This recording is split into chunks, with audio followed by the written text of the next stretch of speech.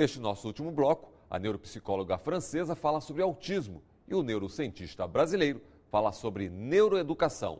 Acompanhe.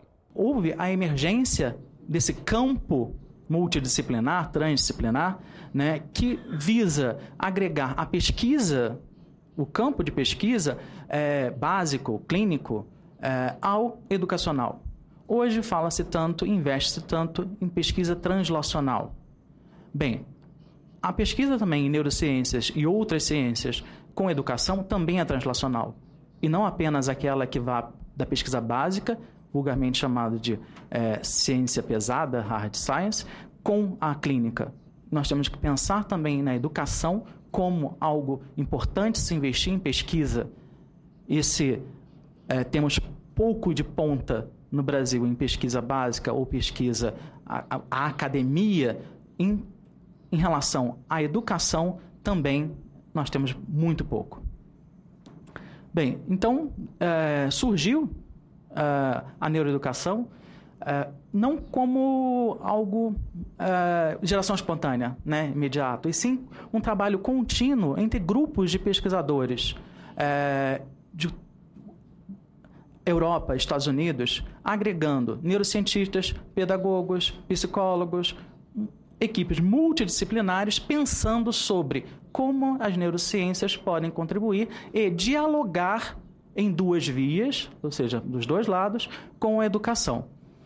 Vários livros surgiram, daí é muito difícil peneirar o que é bobagem e o que é técnicas de 10 maneiras de aprender mais rápido, 10 maneiras de tirar a timidez, 10 maneiras de estimular o aluno e o que tem base neurocientífica. Novos paradigmas começam a surgir quando a gente pensa na formação do indivíduo e no crescimento do ser social, da criança, do jovem, do adulto, do idoso, para todas as idades. Quando se fala em aprender, não se fala em aprender apenas na criança.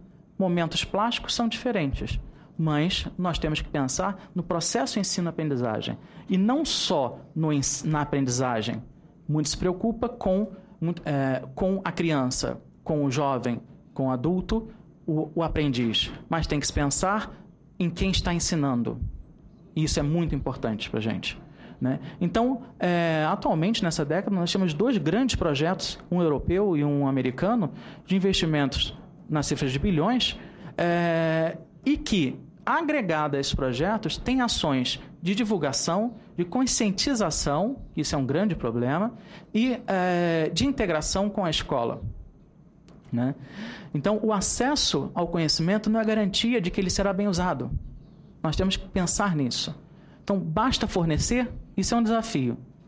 Será que o conhecimento sobre o sistema nervoso ajuda a sociedade, a escola e o aprendiz? Talvez o que eu disse dê a entender que a gente precisa intervir sobre ou promover o desenvolvimento saudável de crianças a partir do momento em que elas nascem. A gente precisa lembrar que essas crianças estarão sob o cuidado de adultos. É preciso promover a educação dos adultos também para que a gente possa, de fato, promover o crescimento, o desenvolvimento saudável dessas crianças. Então, a gente tem que pensar em formação continuada, porque nós temos muitos profissionais trabalhando no mercado e precisam ser capacitados. Nós temos iniciativas, e eu acho que devem ser mais ainda incentivadas, como, por exemplo, os novos talentos da CAPES, que trabalha a questão de formações continuadas, trabalho com escola, trabalho com professores. Existem editais específicos. Então, o que eu peço é que esses editais sejam aumentados, reforçados, com ou sem crise, porque a base da educação, a base da formação do indivíduo é a primeira infância. Então, a gente precisa investir na formação de quem está lidando diretamente com essas crianças. A desinformação e a informação interpretada erradamente, ela é problemática. Então, cursos, nós temos 3 iniciativas pioneiras no Brasil. O Rio Grande do Sul, na Federal do Rio Grande do Sul, na Federal do Rio Grande, aqui no Rio de Janeiro, no Rio, e em São Paulo, na USP.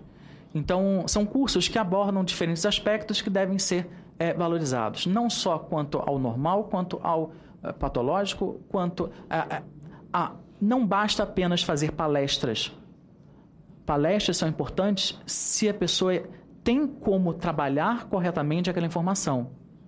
Nós temos que intervir mais profundamente na formação dos nossos cidadãos, né? E, para isso, a universidade é um ponto importantíssimo, porque ela junta quem produz ciência, que é um problema no Brasil, né, por causa dos financiamentos, mas a gente ainda faz, o ensino, porque nós formamos os licenciados, formamos os pedagogos, formamos quem irá principalmente trabalhar com isso, e a extensão, que faz o diálogo com a sociedade.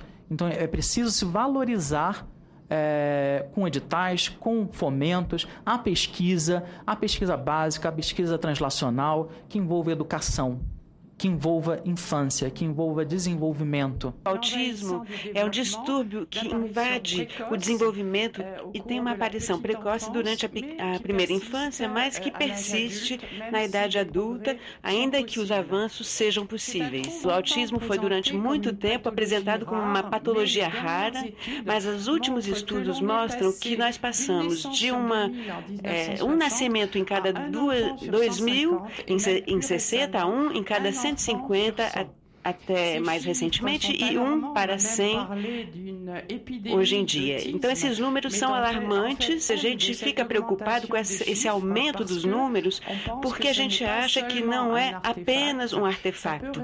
É também o reflexo de um aumento real, inclusive com fatores de meios e ambientes, e nós mostramos que alguns pesticidas, por exemplo, poderiam ser responsáveis de alguns distúrbios neurológicos. Então, é preciso ter muita atenção em relação a esses fatores. Os distúrbios da comunicação estão realmente no cerne do problema e do autismo.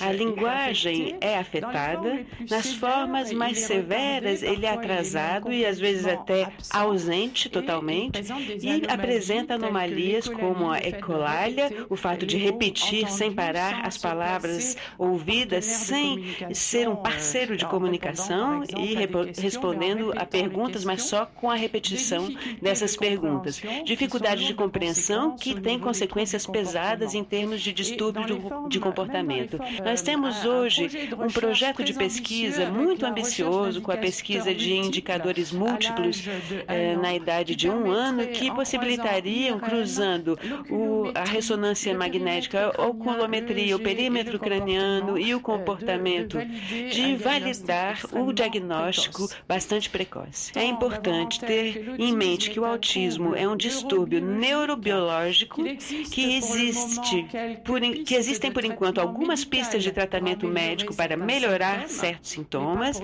mas não para completamente curá-lo, e o que permanece mais eficiente para o futuro das crianças é o diagnóstico precoce, a implementação de uma intervenção precoce e a implicação dos pais, o envolvimento dos pais e seu apoio para uma melhor qualidade de vida, ao mesmo tempo para as crianças e para os pais. Por fim, eu queria acrescentar uma última coisa.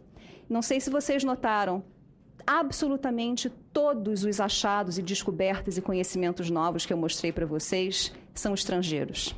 Nada disso foi feito no Brasil. Por uma razão muito simples: falta de investimento, falta de salários dignos que atraiam pesquisadores de maior calibre e competência para gerar esse tipo de pesquisa, de conhecimento também no nosso país, para que a gente fique, entre outras coisas, não fique mais dependente do avanço da ciência dos outros países. O Em Discussão fica por aqui. Você também pode acessar o programa pela internet, www.senado.leg.br/TV. Participe, mande sua mensagem. Obrigado pela companhia e até o nosso próximo Em Discussão.